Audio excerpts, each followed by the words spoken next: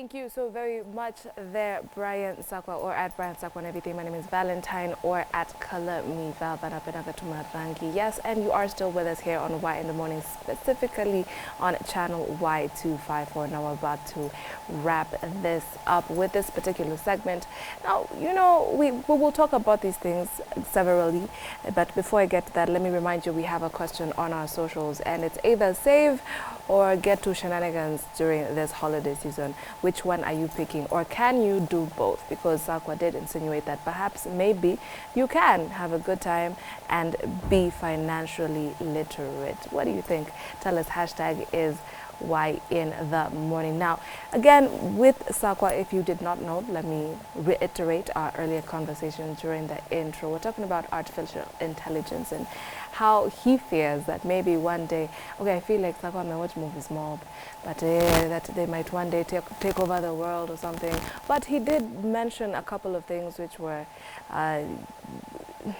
point to note, and I think we're going to take a part in a few minutes. Something about job creation, or you know, taking away of jobs, just basically reinforcing unemployment, let me put it like that, where you have a machine that can take on 15,000 units per minute versus you can do something like that in a month. So what's going on? AI in the future, and we're already in it, and there's no going back. So what's going to happen? That's part of what we're going to discuss today with one very dapper gentleman. Good morning, sir. Thank you. Good morning. Welcome to the show. Thank you. Thank you. What is your good name, sir? Yeah, I'm John Kopiyo. But say it properly. You're an engineer, sir. Say engineer John Kopiyo. I don't like using engineer. You should. But, because your wish is my command. I'm engineer John Kopiyo. Yes, I studied telecommunication and information engineering, that aside.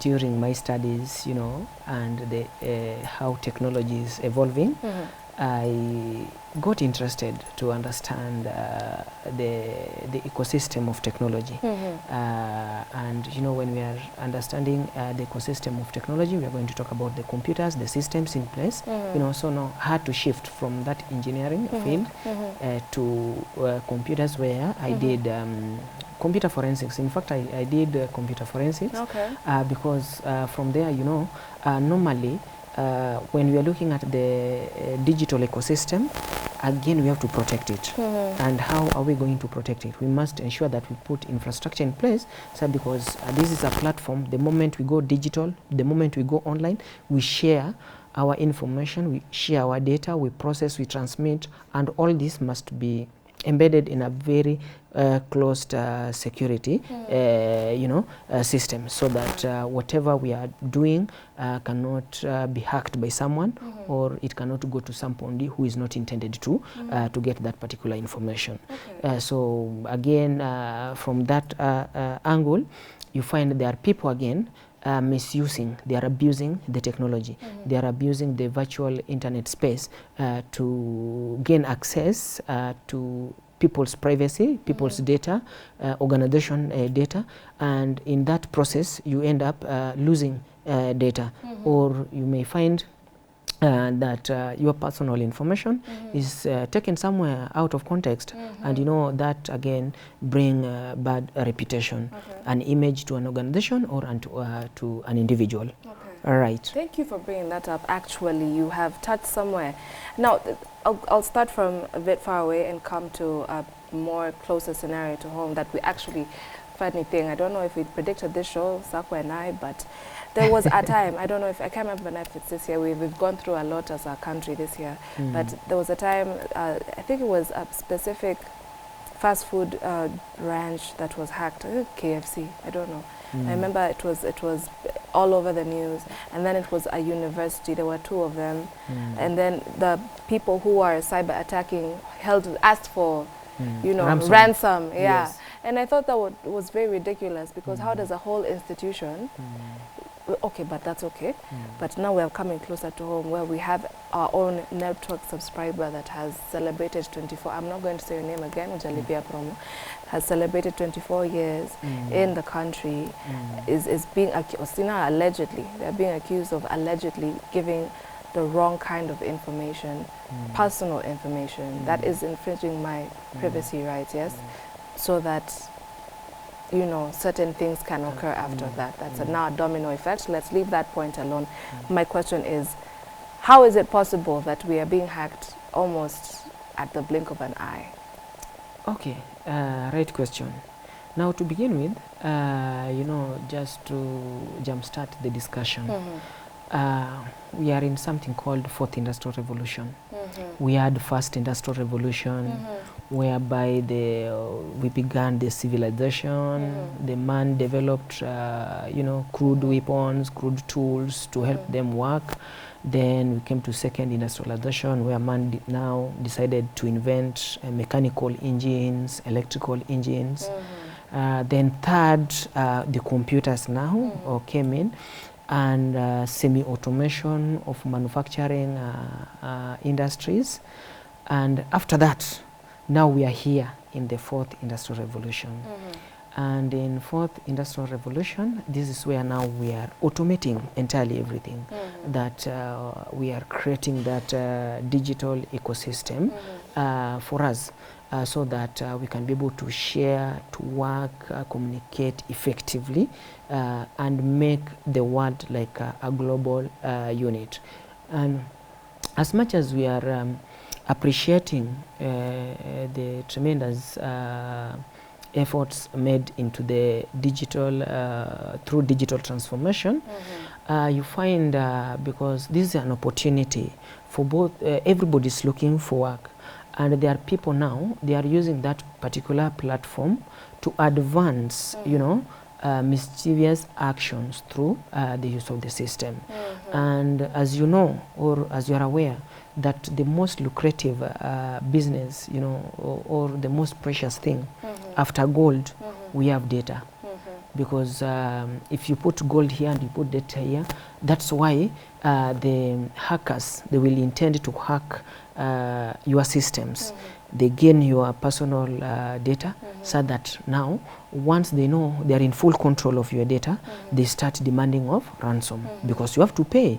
If you consider whatever is in that server, which is dear to you, or if you consider the kind of information that particular person is holding is dear to you, you will just have to comply, so that that data cannot be destroyed or shared with somebody who can be able to work against you, right? So when it comes to hacking, because at the end of the day, these things must be there. But what we need to do, how do we control, you know, how do we control this particular environment, from our internet services to our devices, because nowadays we have something called IoT, Internet of Things, whereby everything now we are is being created or manufactured with Wi-Fi enabled. This machine can be able to connect to a Wi-Fi.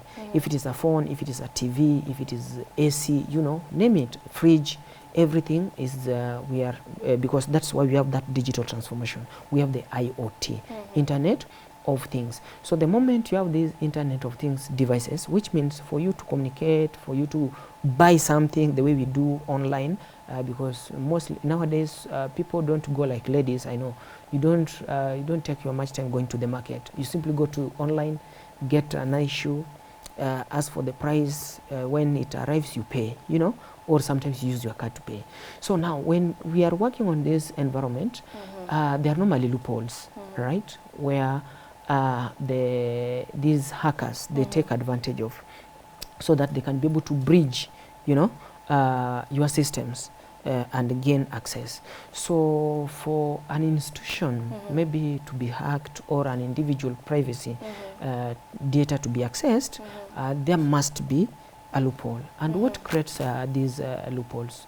Maybe first, we have for example, you are talking about you know, some ISP provider or telecommunication provider.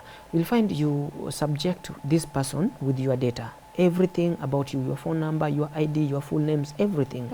And this person has the custody of all this particular information about you. And you know, the moment somebody gets that personal information about you, they can do whatever they want. They can go to your bank, change everything. They can have your phone, they can change it. They can do anything because they have that key features that defines you, you know, those biometrics.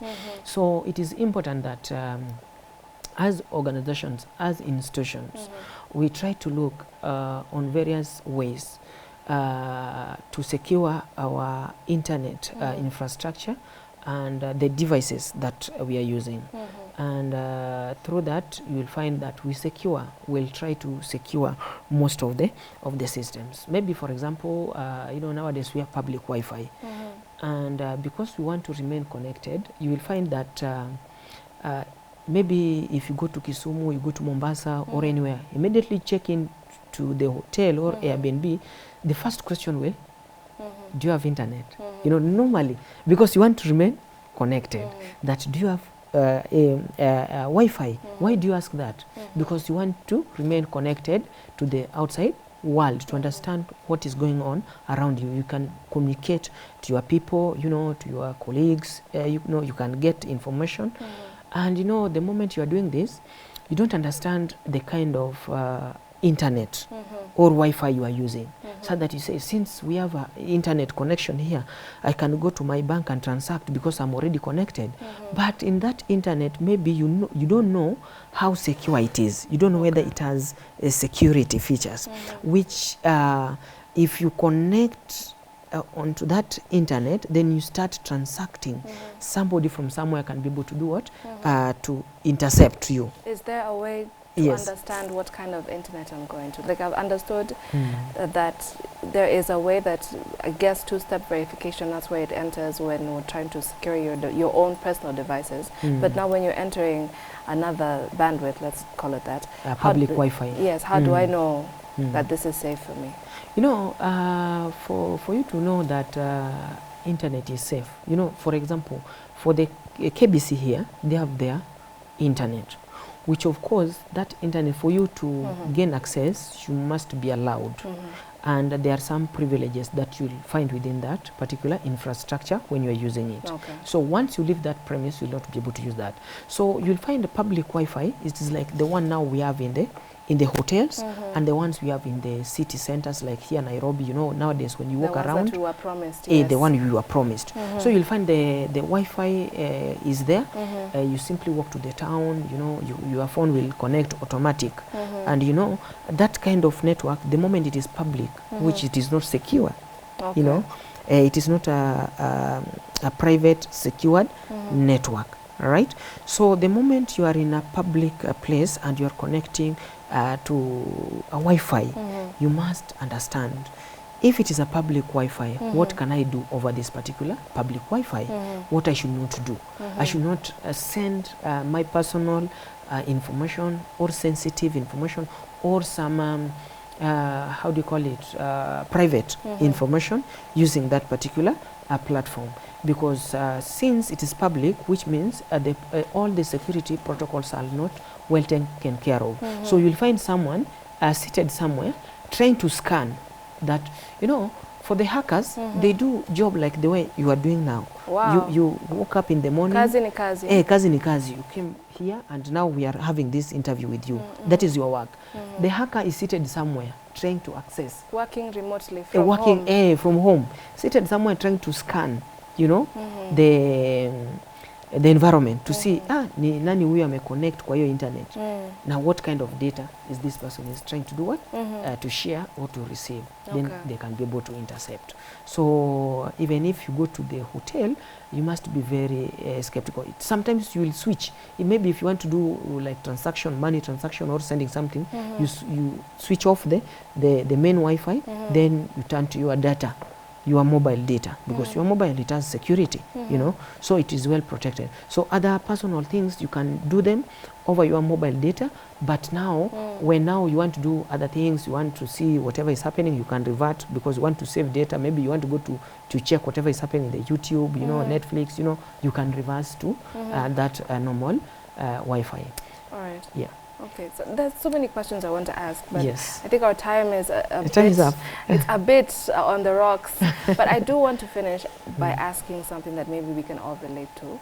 Yes, instead of, because I know if I ask about employment and AI, that's a bit of a stretch, and I don't want to dilute that information. But I want to ask, every time I go to Google Store, Play Store, Apple Store, and I want to download an app, to say it's a betting app or Candy Crush, for all I know, whatever kind of app it is, we are so triggered to just say, I agree.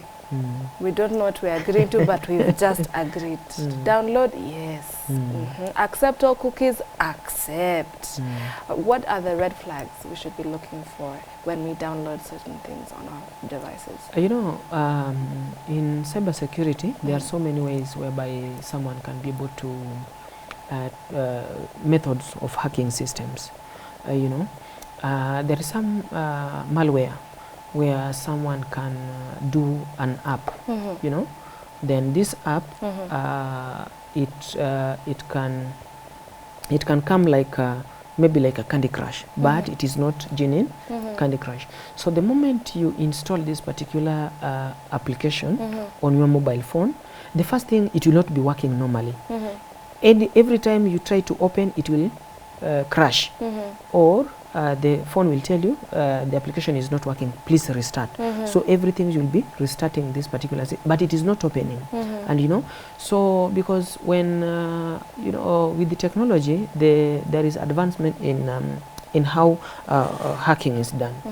So that is one of them. So you see, when you go to a Play Store or App Store to download, especially with the Android, you know, because app, it is somehow protected, because for you to upload, even if you are a mobile app developer, before you upload anything there, it must go through various security checks. It is not going to leak any data. It is not going to do so like iOS background. is a bit more strict. Yes. Than So you'll find for the Android, you can be able to just develop a mobile app, put it there. So you'll find a hacker can as well use the same trick, that they form, they develop a system which they will put there on the Play Store, maybe like a game. So whenever you download this game, you install it in your phone, it becomes like a spy software. So this spy, it will be able to record all those things that you are doing within your phone. The phone calls you are making, the messages you are sending, the messages, everything. It will just be like monitoring whatever you are doing. And you know, on the other flip side of the coin, it is good, because that is what security officers use, maybe to spy, maybe on criminals or terrorists, you see. But now, as an individual who maybe you just want to download an application, you see, you have seen maybe you have like a mobile game, like some application you want to use, please try to check.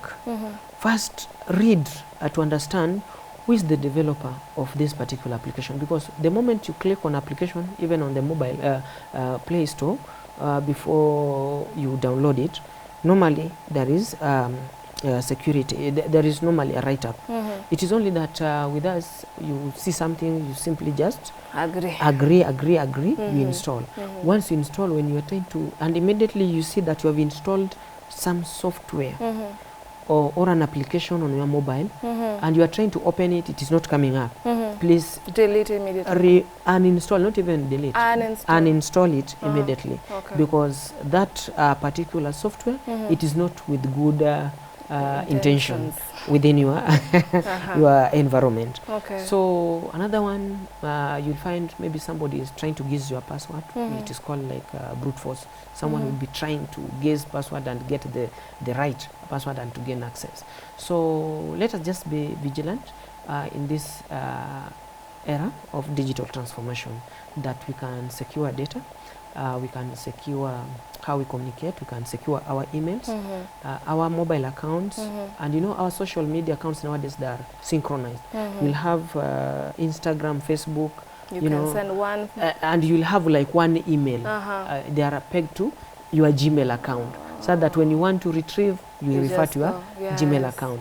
And the moment this person gain access to one of your social media accounts, try to use different different passwords across board. All right, thank you, engineer. I think we have to call it a morning, but we do extend another invitation. Please do come so we can sit down and talk about these things, because these are things that are hurting us without us knowing. And this is, again, like you said, this is a digital era, so a lot of us are on social media a lot more than we are on mainstream media. In fact, the last time nilisoma gazeti ilikuwa ni just asking for a friend, you see, can't remember, because why? You can always open up TikTok or X or get all the Instagram, yeah, wherever you're going, you can get it at the touch of a button. Yes. Yes. So hopefully we will come back. We will have this conversation again. Because our main topic, whereby we wanted to discuss about AI and looking at the work, you know, and the future of jobs. Yes. So I think the time was short, and we were not able to to dissect that. Okay. But I know we'll have time. Yes, we shall. To go through it. All right. I'm sorry, I was late. That's okay. No, see, no one knew. It was just between me and you. But it's fine, engineer. Thank you so very much for making time. We shall ask him again. You've already heard the official invite has been extended, and we shall do what we do best. Now, from myself, Valentine, or at Kalami Val, and at Brian Sakwa, and one at Stephanie Ayeta, we wish you a fantastic day. Now, keep it here on channel Y254.